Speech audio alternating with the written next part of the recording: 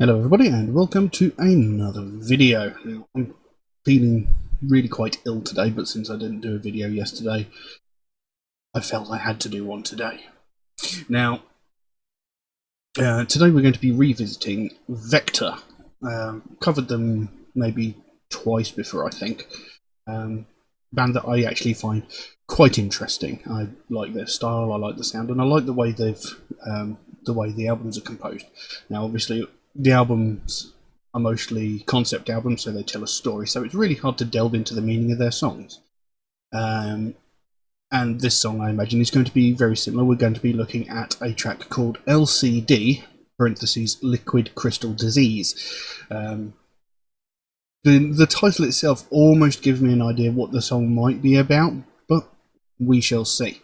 We've got the lyrics up here, so we can follow along and see if we can discern anything from them. Since I've covered them before, not really much to say on the band, so let's just jump to it, shall we? So, L.C.D, or Liquid Crystal Disease, by Vektor. Let's have a look.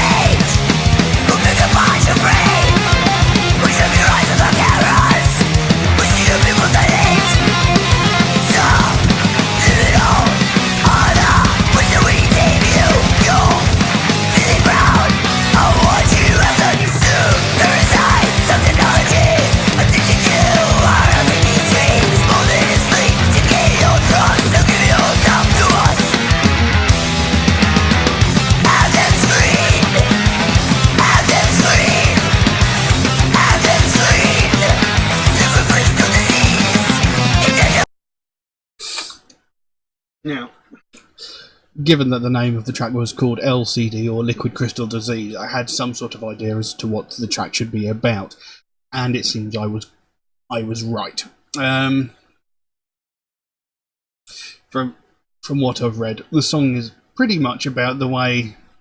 Well, given that this is a concept album, is telling a story. This is obviously talking about the way it goes on in the story, but it still has sort of real life sort of applications here, and it's basically the way that we're so addicted to technology and like social media platforms like Facebook and the like, that we're almost being controlled and being told what we do and do not want, what we can and cannot do, etc., through almost brainwashing through social media platforms. So the track goes on Epsilon, 14 billion strong. Cygnus has always struggled for control. They told me it could not be done. Lies. All they need is a technogenic disease we supply for free. Parasites of technology so easily moved in line, addicted to the use of our exclusive rights. Have them screened. And they repeat that line 3 times. We feed off their disease. Track down the terrorist cells, see who is on my side. Interrogate the world while we stay out of sight. Right? You choose a page, we'll pick apart your brain. We track your eyes with our cameras, we see your pupils dilate. Subliminal are the ways that we tame you. You feel proud of what you've consumed. Parasites of technology, addicted to our L.C.D screens, moulded and sleek to gain your trust, now give yourself to us. Have them screen, repeated 3 times, liquid, crystal, disease. So there's several lines in there that actually pretty much lay out the exact meaning of the track. Like, choose a page and we'll pick apart your brain, we track your eyes with our cameras, we see your pupils dilate. So it's like, go to whatever web page it is that you want to, look at it, but all over the page there's like subliminal messages, advertising, stuff like that, and it's sort of imprinting it onto your brain, so they're essentially taking your brain apart and putting it back together the way they want to. There's even the line there, subliminal are the ways that we tame you, you are feeling proud of what you have consumed. So we're, people, governments, retailers, they're subliminally telling you buy this, buy this, buy this, and you're thinking, oh, I've just bought this, I feel well good, I've bought something, it's going to be useful, it's going to improve my life, whereas the people who've actually sold you that stuff are sitting there going, ha ha ha, and counting their money, So it's got a very impactful meaning behind the song, because it's something that does affect us now. Excuse me. There's even lines there. Parasites of technology, addicted to our L.C.D screens. It's so true. It's almost impossible to go anywhere without seeing more than a dozen people walking around with their nose glued to their phone. They don't look where they're going anymore. They're too busy looking at their phone, afraid that they're missing something. Years and years and years ago, well, I say years and years and years ago, it wasn't even really that long ago when the Nokia 3310 was available. You didn't get social media on that. People weren't looking at their phones constantly, but now that you can pretty much get anything on a mobile phone, we're addicted to them. People cannot go without them. It's actually quite sad. Anyway, we'll carry on.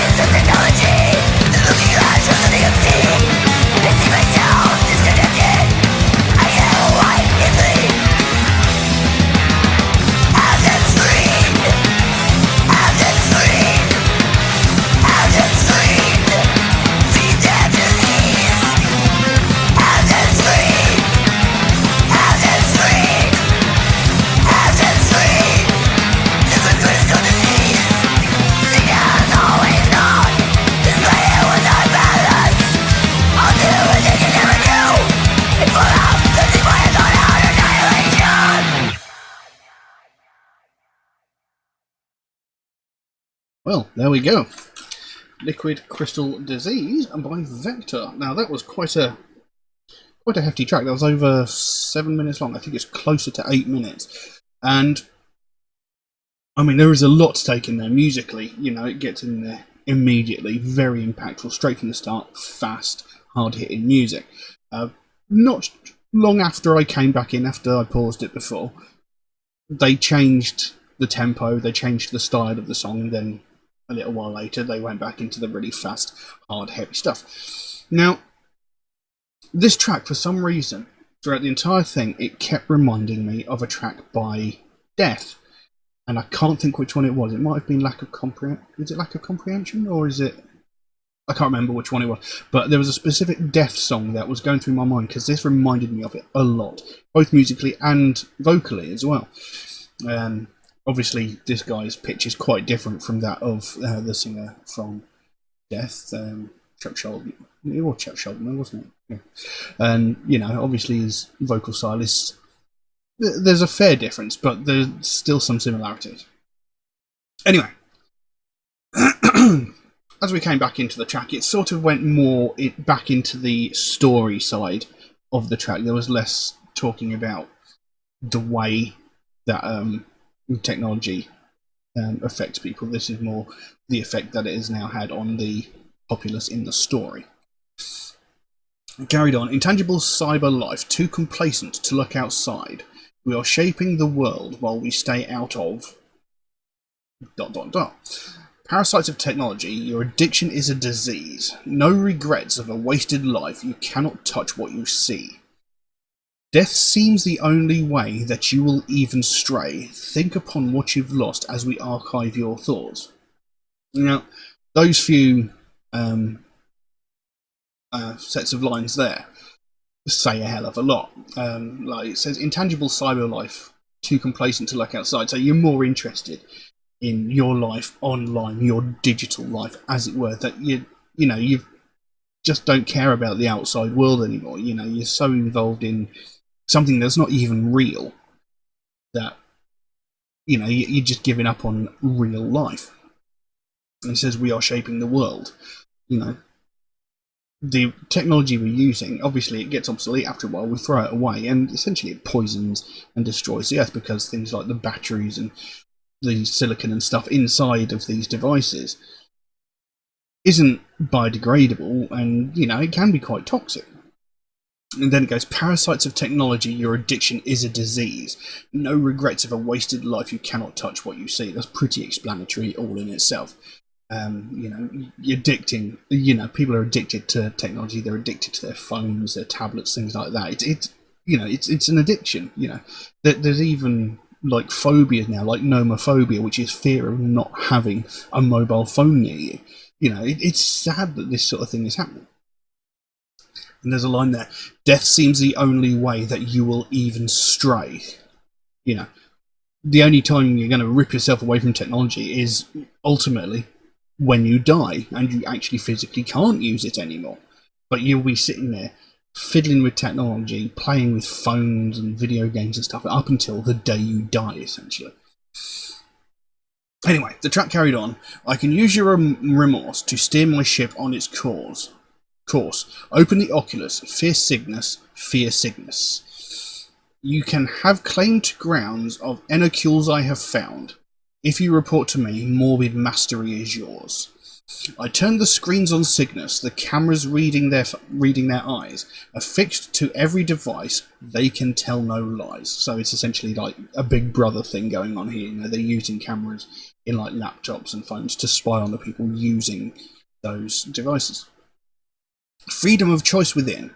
What you are given. No choice outside the small world that you live in.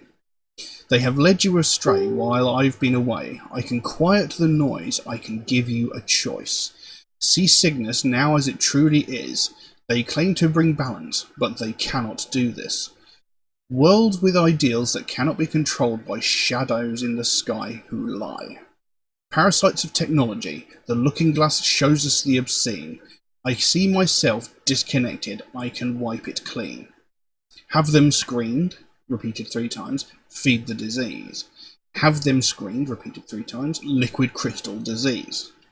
Cygnus always thought this planet was unbalanced. I'll do what they could never do, a full-out cleansing by a thorough annihilation. So, it's a really... The meaning of the song is quite impactful because it is something that applies to today. The way people are addicted to their phones, to tablets, to technology. I mean, there was a little while ago when I was on a train, and this kid can't have been more than 4 or 5 years old, saying, "Daddy, can I have my iPad?" What kid at that age has an iPad? Why do they have an iPad? I mean, when I was on a train when I was that age, I was happy to have a colouring book and 4 really mediocre crayons. Now kids these days are not happy unless they've got the latest phone or an iPad or, a Nintendo Switch or Game Boy or whatever. Kids these days have to have technology. And, like I said, these kids are so bloody young. I didn't get a phone until I must have been like 16 or 17. I didn't have a mobile phone until then. Obviously, that was back before mobile phones became a huge thing, but that's not the point. I didn't get a stereo until I was like 14 or 15. I didn't have a TV in my room until I was until I was old enough to buy one for myself, to get a job and buy one. But kids these days are now so spoiled by this sort of thing, and people in the world in general are spoiled by this thing. Like I said, I had to go into town for errand this morning, and just driving through the town, people don't look whilst crossing the road anymore because they're so engrossed in their phones. They just step out in front of vehicles. People bump into each other, walk into street lamps and posts and stuff like that just because they're so engrossed in this glowing thing in their hand. They can't tear their eyes away from it. And it's like brainwashing. We're just so addicted to these things. I mean, I have a phone. I very rarely use it. I have it purely for like emergencies and keeping into contact with my brothers and sisters. And my sister lives in a completely different country, and my brother lives down the opposite end of the country to me. So But, I'm not going to deny it. I do use things like Facebook, but I don't sit there on Facebook, Instagram, Twitter, like all day, every day, just staring at my phone. In fact, my phone is normally out of arm's reach for most of the day.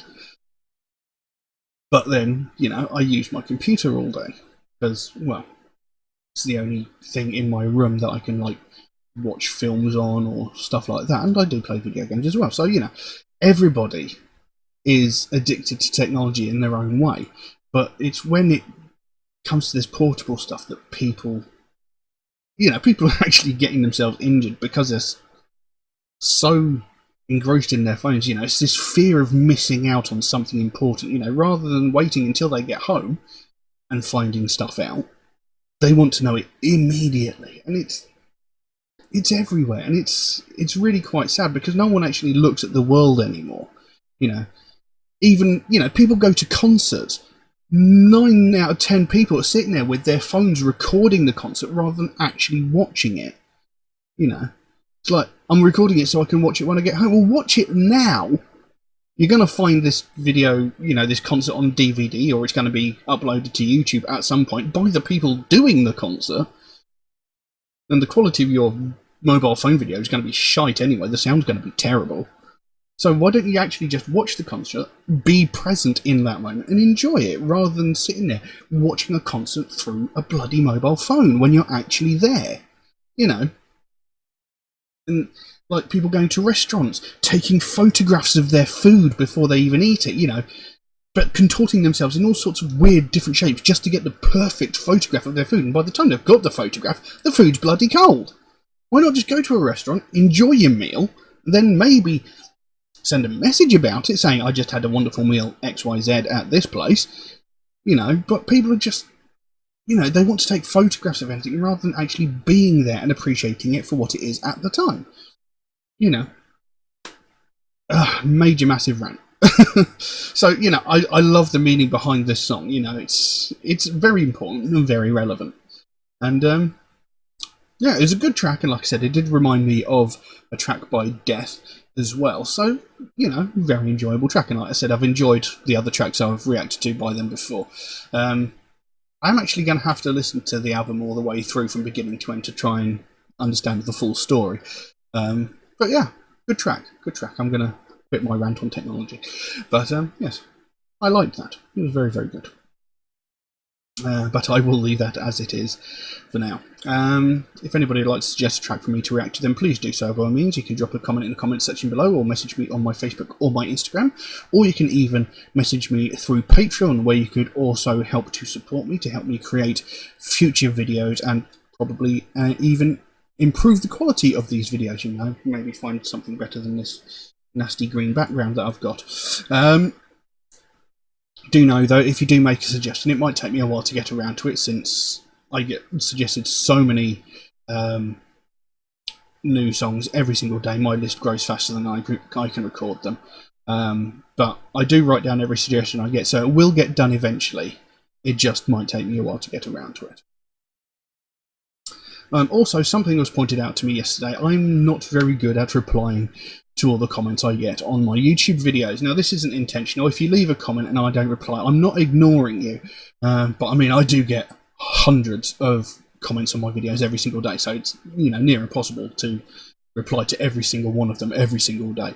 So if you do leave a comment and I don't reply to it, I'm not ignoring you. I have read it. I do read all of them. I just don't comment on all of them, because either I've got another one's just come in, or I can't think at that specific moment how to reply to it. But, I do read them.